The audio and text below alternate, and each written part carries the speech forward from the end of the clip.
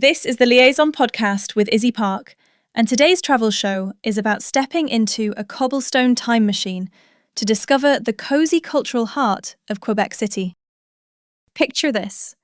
You're standing on a stone rampart, 300 years of history beneath your boots, watching the sunset over a frozen river, while somewhere behind you, French conversation spills out of a bistro and mingles with church bells marking the hour.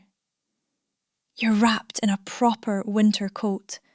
There's snow crunching under your feet, and you've just realised you've travelled to Europe without ever crossing the Atlantic. Quebec City does something almost magical. It transplants you to another continent, another century, another culture entirely, all while remaining decidedly, proudly North American. This is the only walled city north of Mexico, where gas lamps still glow against fortifications that completely encircle a living, breathing city centre. Where people actually live in buildings older than most countries. Where French isn't just spoken, it's defended, celebrated, woven into every interaction and street sign and late-night conversation over wine. And here's what nobody tells you about Quebec City. Winter isn't something to endure here. It's the main event. While the rest of North America hibernates and complains about the cold, Quebec City throws on a parka and throws a party. The biggest winter festival on the continent transforms the entire city into this snow globe fantasy, where ice palaces glow at night, people race canoes across a partially frozen river, and locals in bathing suits willingly roll in snow as part of some brilliant, defiant tradition that basically screams, "We don't just survive winter, we absolutely own it." The city cascades down dramatic cliffs above the St. Lawrence River, creating this upper and lower town geography, connected by Victorian funiculars and staircases so steep they're literally called breakneck stairs.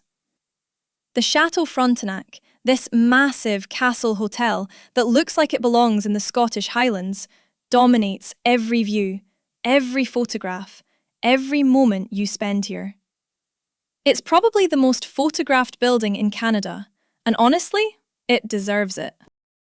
What makes Quebec City genuinely unmissable is this. You can experience authentic European culture, proper French culture, without European prices or transatlantic jet lag. We're talking a 2-hour flight from New York or Boston. But the moment you step into Old Quebec, you're somewhere completely other. The language shifts to French. The architecture screams 17th century Normandy. The food embraces French technique and that slow, luxurious approach to meals, where lunch isn't fuel, it's an experience. The entire culture operates on a different frequency than the rest of North America. More social, more expressive, more concerned with beauty and pleasure and quality of life than pure economic efficiency. For young travellers especially, Quebec City offers this perfect balance. It feels adventurous. There's a genuine language barrier, though most service workers speak English. It feels foreign and exotic. But it's also incredibly accessible, safe, walkable, affordable compared to actually flying to France. The city is compact enough to navigate easily, with a vibrant student population from Université Laval creating this young, energetic undercurrent beneath all that historic grandeur. And the Instagram opportunities? Absolutely endless. Every cobblestoned corner looks like a European postcard. Fresh snow on 17th century stone buildings, the fortification walls at dusk, colourful painted houses in the lower town with bistro lights strung overhead. That moment when you're walking the ramparts and the entire St. Lawrence River spreads out before you, wide and powerful and partially frozen, while the city glows golden behind you. The cultural identity here runs deep and complex. Quebec City represents over 4 centuries of French culture that refuse to disappear despite British conquest, despite being surrounded by English-speaking North America, despite every pressure to assimilate. This is where New France began, where Samuel de Champlain established the first permanent French settlement in North America back in the early 17th century. The city became the capital of an empire that once stretched from Quebec all the way down to Louisiana. Building a new product? Temez Labs takes you from napkin sketch to the App Store. Trusted by Fortune 500s for quality, security, and speed. Book your free strategy session at temez.ai. Then came the famous confrontation, the Battle of the Plains of Abraham. 15 minutes that changed the entire continent, ultimately transferring Canada to British control. But here's the fascinating part. The French culture never left. The language stayed, the Catholic traditions remained.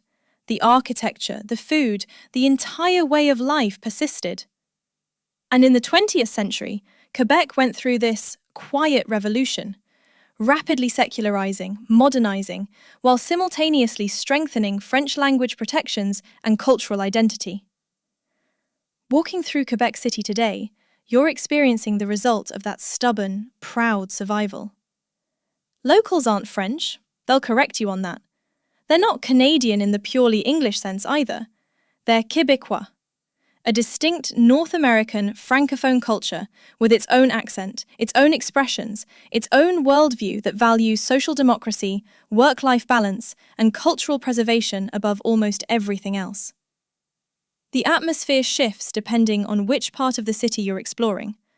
Upper Town is all grey limestone grandeur and massive public buildings, and that iconic Chateau Frontenac.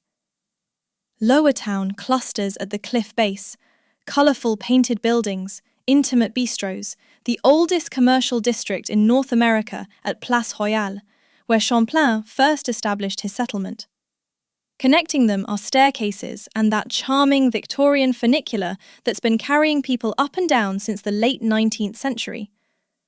The energy feels intimate despite being a capital city, more like wandering through a living museum where people actually exist, cooking dinner, walking dogs, meeting friends for drinks, going about their lives surrounded by centuries of history. There's this European pace to everything, unhurried, pleasure-focused. Meals extend for hours. People actually sit at cafes and watch the world pass by. Evening strolls along Dufferin Terrace happen regardless of temperature, because why would you let weather prevent you from enjoying your beautiful city? Winter intensifies everything. The cozy factor becomes almost overwhelming in the best possible way. Everyone's seeking warmth, food, drink, companionship, creating this natural community feeling. You crowd into packed, warm bars and restaurants after being outside in the cold, and suddenly you're friends with everyone, bonded by the shared experience of braving sub-zero temperatures to go enjoy life. The Winter Carnival transforms the entire city into this celebration of winter culture rather than an endurance test. There's an enormous ice palace that glows at night, snow sculpture competitions where artists create these incredible temporary works, night parades with elaborate floats, and the snow bath tradition. This delightfully bold ritual where people warm up, strip down to bathing suits, and roll in the snow, basically giving winter a joyful middle finger. But the ice canoe racing might be the most bonkers thing you'll witness. Athletes in canoes race across the partially frozen St. Lawrence River. They're paddling through open water, then leaping out to push the canoe across ice chunks, then paddling again. It's equal parts impressive and utterly wild, and spectators line the waterfront bundled in parkas, cheering and drinking caribou, that traditional winter drink of red wine, hard liquor, and maple syrup served warm.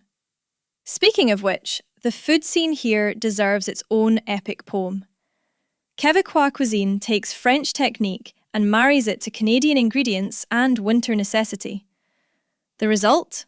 Rich, hearty, stick-to-your-ribs food that evolved from peasant origins into proud culinary tradition. Poutine originated in Quebec, and here it reaches artistic heights. Forget whatever sad version you've tried elsewhere. Proper Quebec poutine means hand-cut fries, rich gravy, and fresh cheese curds that squeak when you bite them. Every neighbourhood has fierce loyalty to their preferred spot.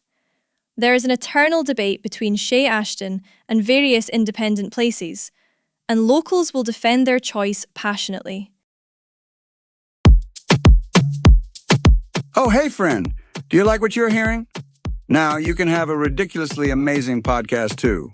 Check out holler.studio to get yourself one today. Then there's tourtière, this spiced meat pie traditionally eaten on Christmas Eve.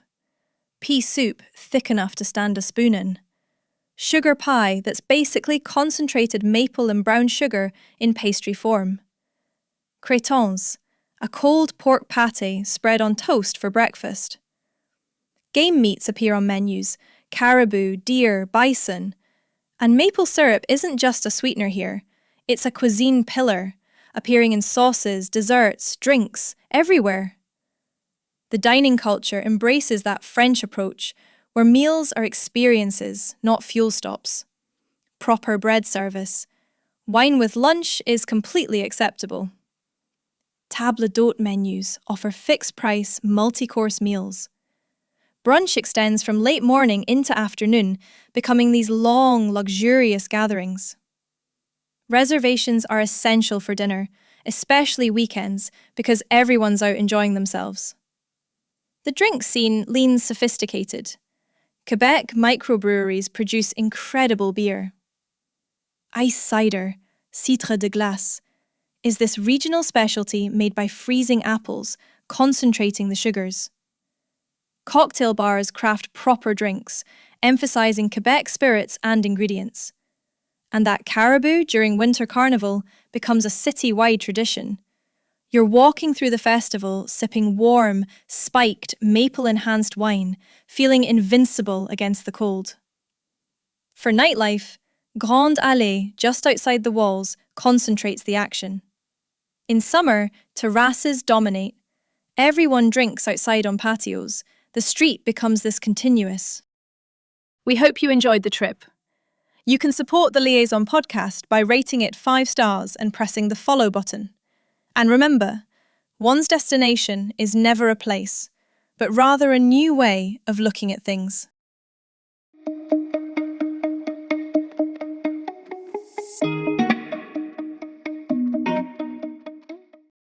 Grep News.